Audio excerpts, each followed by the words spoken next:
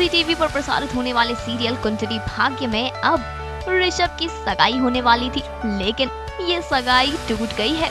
जी हाँ, करीना ने गलती से एक गलत चाल चल दी है।